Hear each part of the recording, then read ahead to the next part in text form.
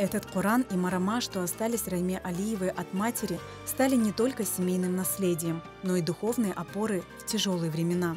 В самый трудный период ее матери удалось сохранить эти бесценные вещи, ставшие символом их веры и неразрывной связи с Родиной.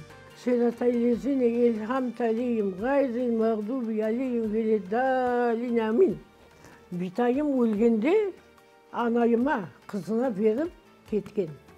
Анайым да рахметлі 94 жасаған olsa оқыды.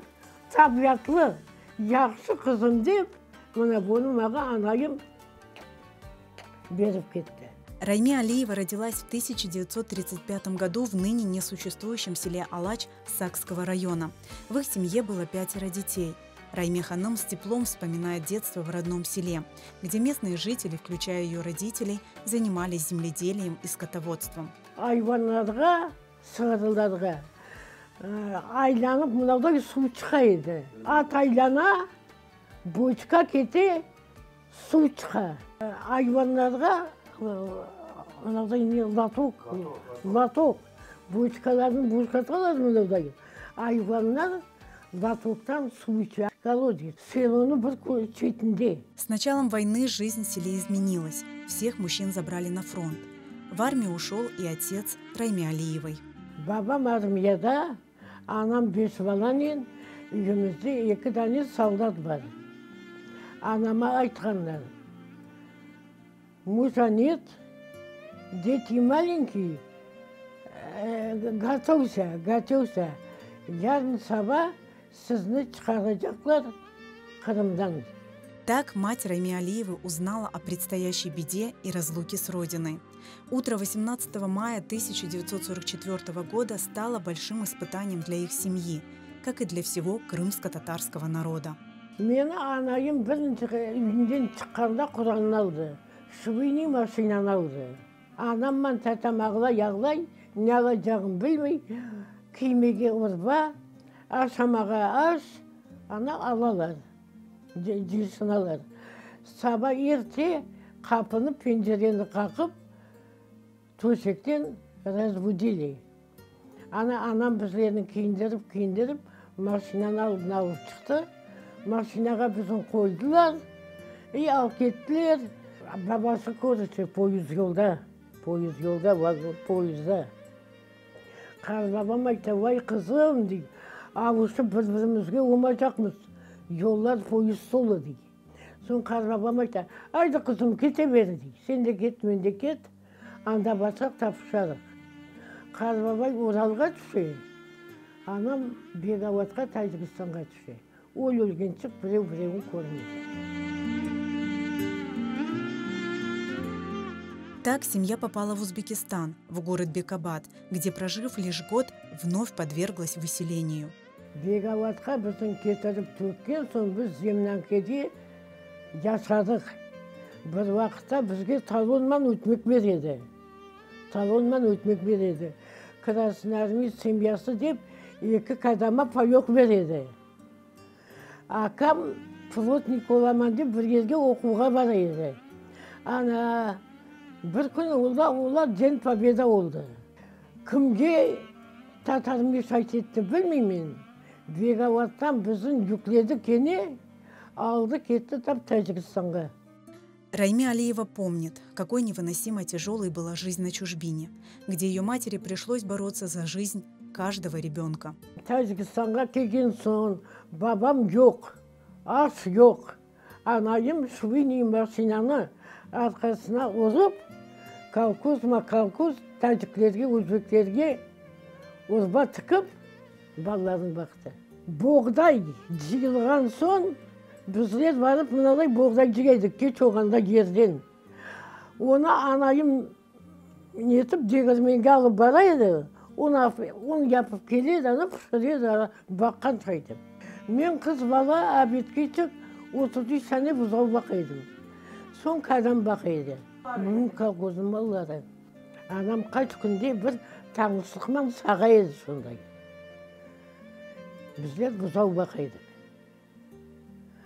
Сон ақшам анайым айтады, да келіп өлчемеділер балам бар, сүт ішмесек. кетіңіз деді. Ана барып сүтке той еді, қайтеді. В те голодные дни Райме Алиевой не раз приходилось видеть смерть. Қырымда бухгалтер қоңышымыз еді, еркек адам. Тәжікстанда сол көйде өлді. Кепін де жоқ, бір şey de жоқ. Түгеге байлап, через колхоз алып кетіп, өлісін жейділер. Соны білемен, аңладың? Біз үш қыз балачық, ағлай отырдық. Ана досымның бабасы өлді. Лишь через несколько лет отцу Райме Алиевой удалось воссоединиться с семьей. Бабайым Тәжікстанға келді, біздің кеш тапты. Ну, кеш тапса да тапты. Комендантский час бар еді. Енді Сапай Хлопов, Сабирай Хлопов комендант бір жаққа шығармай. Молодежь жерілғай, молодежь жерілғай. Қачарда едік те Тәжікстандан, қарада деңіздер олмаса, атар едім өзімне, анамда бабам олмаса. Бабам істеді, семьясын алып Өзбек колхозындан городқа кетмеге. Бабама айтты ки, тебе воля, иди, куда хочешь. Семьяны бермейміз деді. Бабам бір жаққа бара алмады. Ана қолымда сенек, пақтаны құрт, пақта жейді, председатель. Бізге ат алып келе, шойчқаны еті, қамыр, шойчқаны түклері бар үстінде. Ашамаймыз қарып кет. Өтмегіміздің арықын суына батырып, ашап үсі едік. Да, евленмеген едім. Замуж Райме Алиева вышла в 1955 году за Османа Абдурахманова. Однако и в новой семье Райме Бита в первые годы пришлось нелегко. Мені ифақлықтан қайнанам білекен. Анамнан общались, и она мені келін етіп алды. Мені келін етіп алдылар Өзбек колхозына. Енді Решат оғлым доғылды, балабан оғлым. Решат, 56 жыл. Ана evde отыраман, председатель қапыға келе, келін пақтаға шығын. Ана шығаман қарып, шығаман. Ал кетіп бейбітшігіме Решатны жасырге бердім. Абетте емізмеге келсем, мен не ашадым абетке.